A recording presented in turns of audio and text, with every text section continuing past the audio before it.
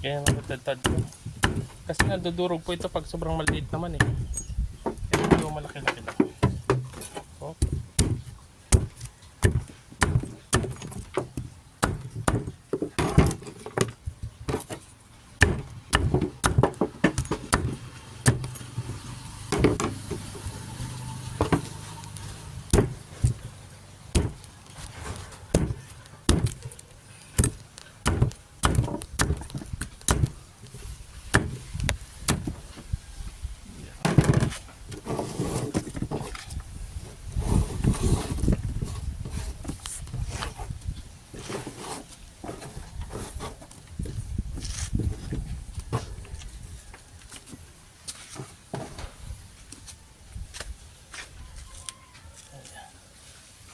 Tapos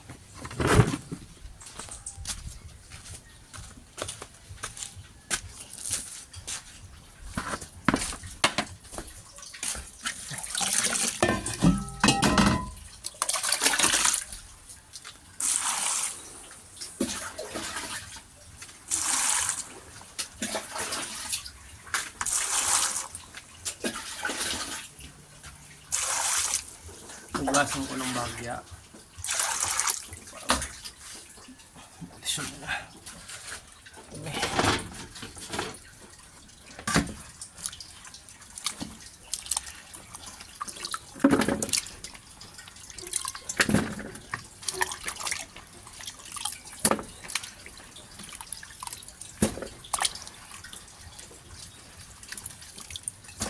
Ganito pa araw-araw ang ginagawa ko.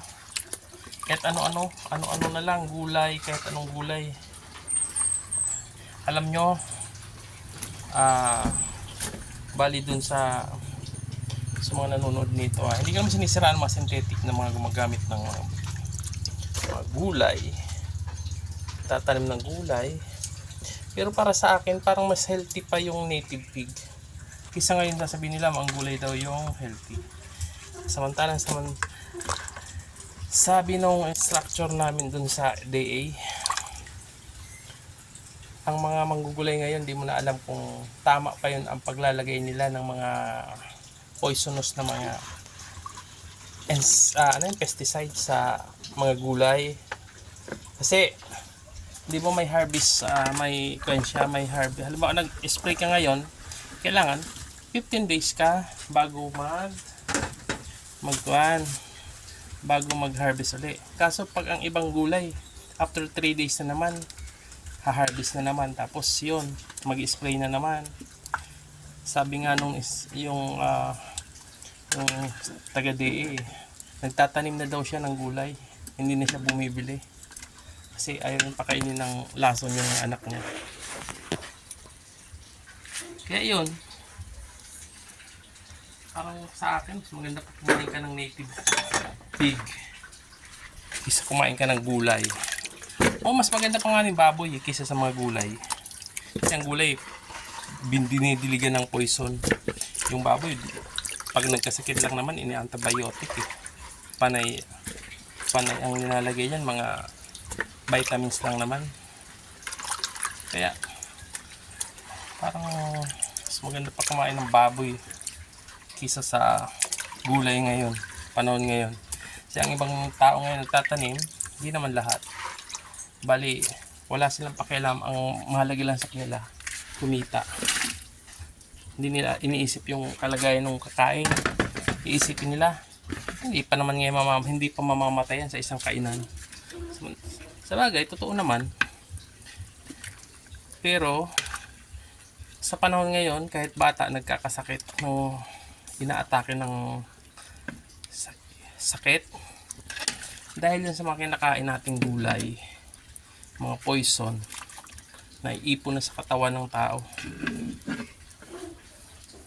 Kaya ako, nagtatanim ako. Minsan nakakain din ako ng galing sa palengke, pero hindi madalas.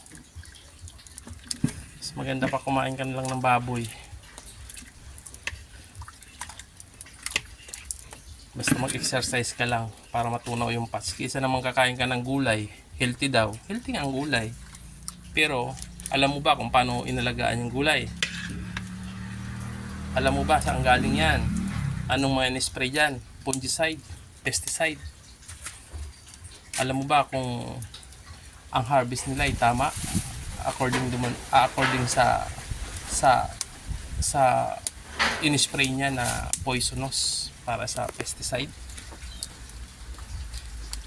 Ang pinaka mabilis 15 days yata matanggal yung 15 days daw matanggal yung poison. Yung mga pesticide. Ang iba wala pang 15 days nag-harvest na uli. Tulad ng talong. Katulad ng ibang mga okra, mga upo, ampalaya. Kaya mas maganda organic. Kaya ako may organic pig ako. Pag madami na ito, gusto kong kumain ng baboy, organic pig. Diba? Hindi ka mamamatay sa taba pag mag-exercise ka lang. Ang poison sa gulay, di mo alam na iipon na yung mga poison sa katawan mo. Yun na yung cause ng mga cancer. Ako nasasabi ko to dahil sabi dun nung nag-aaral kami ng organic uli, nag-aaral ulit tayo ng organic. Ito naman ay FFS. Ang nagtuturo naman ay taga DA. Dahil nagtuturo na rin sila ng organic ang DA ngayon. Kasi parang yun nga, mas importante ngayon ang health ng tao. Kasi marami nang, di ba? Pati bigas nga, import na natin. Kasi nga, ang tao ay wala na silang pakialam magtaniman, puro synthetic ang gagamitin, yung magkakain. Di ba? Ang bottoms ang kanito ang conclusion lang naman sa akin, para sa akin it's better na kilala kung bibili ka ng gulay, sigurado alam mo saan galing, kung safe ba yan, na-sprayhan ba yan, pinalagpas ng 15 days, kung anong ginamit yung pesticide bago siya nag-harvest ulit. Kasi napupunta yun sa katawan ng tao. Yun. Ito ganito lang po. Bali wala ako ngayong ilalagay na binlod dahil wala po akong makuhang binlod ngayon. Kaya ito lang muna, gulay muna. So mamaya po pakain ko na ito, lulutuin ko lang muna. Okay. Marami pa akong kukainin. Ang baboy ko, katulad nito, hindi ko pa na antibiotic ito, vitamins lang.